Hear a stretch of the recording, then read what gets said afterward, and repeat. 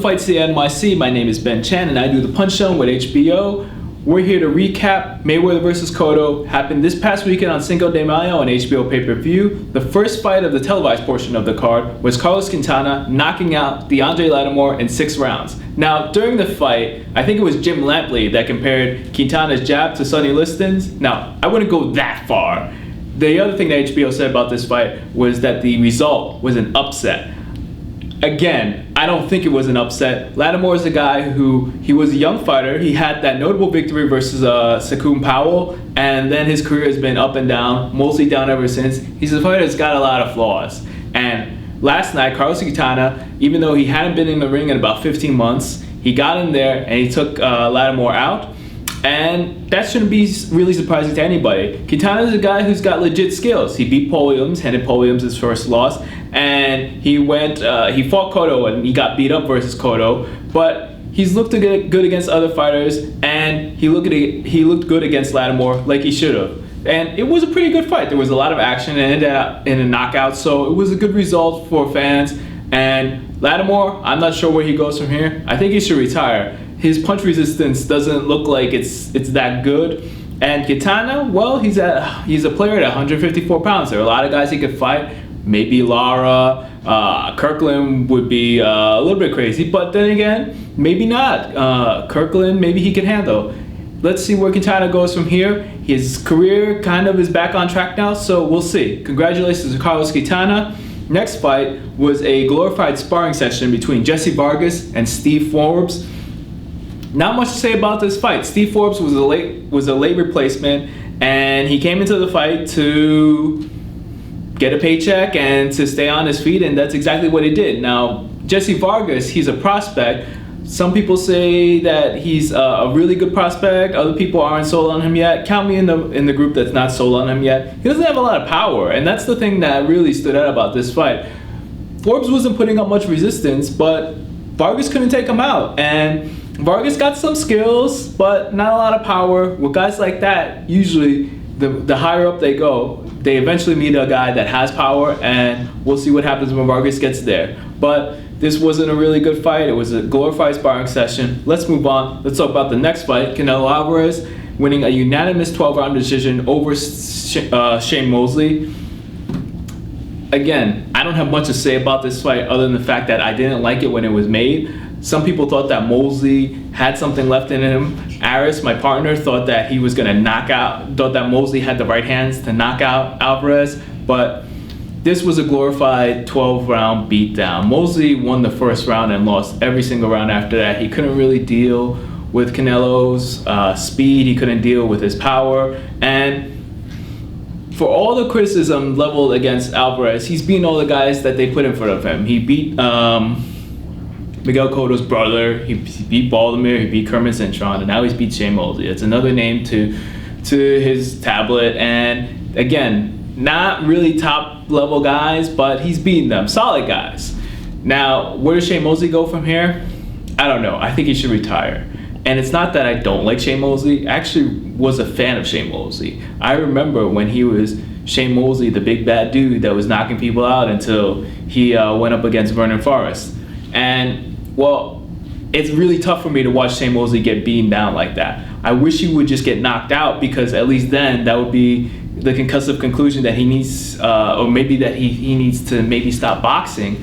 But suffering 12 rounds of just getting beat up, that's not good. It's not healthy for a fighter. In fact, getting knocked out is usually healthier, because you have the quick knock, you have the knockout, there's recovery, and that's it. Whereas just 12 rounds of just getting pounded on is really hard for me to watch. Mosley hasn't looked good in a while. He didn't look good against Mayweather. He had that last stand in the second round. He didn't look good against Pacquiao. And even before that, he didn't look good against Sergio Mora. And he had the fight with Antonio Margarito. But that needs to be put in perspective now, because really, what did Margarito bring into the ring that night? He got caught with the substance in his gloves, and he came out, and honestly, I don't think he had anything, and that fight might have served as a mirage. And Scott Christ of badlefthook.com has something to say about that, and I kind of agree with his opinion that that fight made Mosley look better than he really was at this point, because every subsequent fight he's looked really bad. So I hope he retires, and just walks away, maybe promotes, because I have a lot of good memories of Shane Mosley, and I don't want them to be replaced with really bad memories. Canelo Alvarez, at the end of the fight, he called out Manny Pacquiao, he called out Floyd Mayweather. Now, come on. He just beat Shane Mosley. He beat Miguel Cotto's brother. He's beat Carlos Baldomir. He's beat Kermit Cintron. None of these guys is even close to the level of Manny Pacquiao or Floyd Mayweather. I think the guy needs, I think he's a good young fighter. Now, there seem to be two camps of people. The people who really hype him up and who really love him and who think he's the next best thing after Mayweather or Pacquiao. And then there's people who really hate him. I'm somewhere in the middle. I think he's done a lot of good things. He's got 41 fights actually, now on his ledger. He's done well against, not top level, but solid competition. And next up, I would like to see him stay in at 154 pounds and beat some of the guys there. You've got Arislade Lara, you got Paul Williams in that division, you got James Kirkland. There's a lot of guys in the division other than Pacquiao, other than Mayweather. Let him fight some of those guys. Let's see where he does as he steps up in competition instead of just throwing him in there with one of the elite fighters. That's what I have to say about Alvarez. Now let's talk about the main event. Floyd Mayweather Jr. won a 12-round decision over Miguel Cotto. Now, that didn't surprise me or a lot of people. What did surprise a lot of people was that Mayweather actually had to fight for 12 rounds. This is not a common occurrence. Usually, Mayweather comes out and there might be some feeling out rounds and the guy across from him might win 1 or 2 rounds at the beginning. But after Mayweather finds his ground, figures the guy out, he usually dominates over the course, the middle to the end of the fight. That's not what happened here. And a lot of that is due to Miguel Cotto, who came in with a really good plan. He fought a very, very good defensive fight. And he didn't just fight defensively, though. He threw just enough punches, or not just enough, he threw punches. And he made Floyd Mayweather Jr. uncomfortable in the ring. Now, did I ever think that Cotto had a chance of really winning the fight? Not really, but that's more of a testament to how good Floyd Mayweather is. Cotto came into the ring, like I said, he came into the ring in shape, he gave a really honest effort, and he was never dominated by Floyd Mayweather. And that's what surprised everybody. Usually Floyd Mayweather Jr. dominates his opponents. That's not what happened to Miguel Cotto. Miguel Cotto came in and he fought for 12 rounds. He got wobbled in the 12th round, but he won 3 or 4 rounds in there, especially the 8th round when it looked like Mayweather knew that he lost that round. He bloodied Mayweather up, opened up his nose, and Cotto gave an honest effort and fought a good fight. There's no shame in the way that Cotto lost. And actually, I think his stock actually rises with this because a lot of people were wondering whether Cotto has been shot since losing to Margarito under those questionable circumstances. Maybe Margarito's gloves were loaded. But no more. I think Miguel Cotto has firmly established himself as a great fighter. Now, this is a guy who deserves to be included in the elite at 154, and he's proven himself, and his stock rises. Now, what about Floyd Mayweather? Well, with Floyd Mayweather, I think fans really like seeing him in a tough fight. I think for Floyd Mayweather, this answers a lot of questions about Floyd Mayweather. What happens when somebody brings the pressure? What happens when somebody can fight him over 12 rounds? Floyd Mayweather can fight, and people knew that, but they want to see it. They want to be reminded every now and then that this is how good this guy is. And on Cinco de Mayo, they were reminded how good Floyd Mayweather really is. There were times when Floyd Mayweather had his back to the ropes, and Cotto had him on the ropes and just couldn't hit him. Maybe he made Cotto miss about 2/3 of the punches when he was just standing against the ropes with that little sideways stance of his, and he was brilliant that night. No matter how you feel about Floyd Mayweather's personality, no matter how you feel about his antics outside of the ring, you have to admit Floyd Mayweather Jr. is a great fighter. And we've always known that about him, but it's good every now and then to be reminded of how good he really is and to not take him for granted. And this was a night where you couldn't take Floyd Mayweather for granted because he couldn't take Miguel Cotto for granted. And credit to both fighters for putting on a really, really good, competitive, exciting fight that Mayweather clearly won. And I think you could tell, for me at least, how happy Mayweather was because it seemed like he was giddy, which is why after he did his first interview, while they were waiting to see if Merchant could interview Cotto, who went to the dressing room and refused to be interviewed afterward, he comes out, goes to ringside, and kind of camera bombs Manny Stewart and Jim Lampley and gives a second interview. He was just so happy to have dug in deep and pulled it out.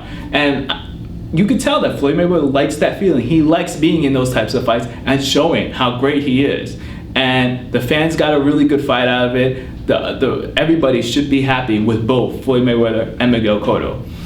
And this was a good fight. Now Mayweather goes to jail, domestic violence. We'll see. I think he'll go to jail for about 6 weeks and then get off for good behavior.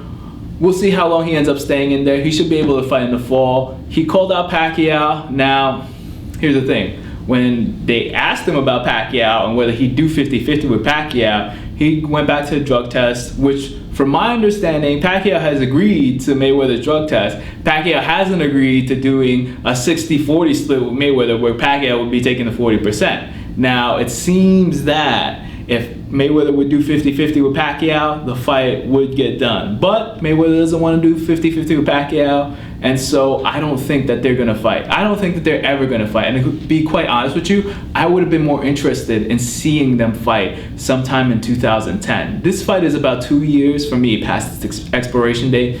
Mayweather, he's still a great fighter, but he's slowing down a little. Pacquiao is slowing down a little bit too. Pacquiao's skill set, I think, relies a lot more on speed than Mayweather does. Mayweather's skill set relies on speed, but he can also outthink a lot of fighters. Whereas Pacquiao, as shown in his last fight versus Juan Manuel Marquez, has trouble adjusting to other fighters. So I'm not that interested in seeing those two fight. Of course, if they did fight, it would be the biggest fight in boxing, but I don't think that that fight is going to happen anytime soon, and I think it's because of the 60-40 thing, where Mayweather seems like he's never going to budge. Now, one more piece of boxing news before we end the show.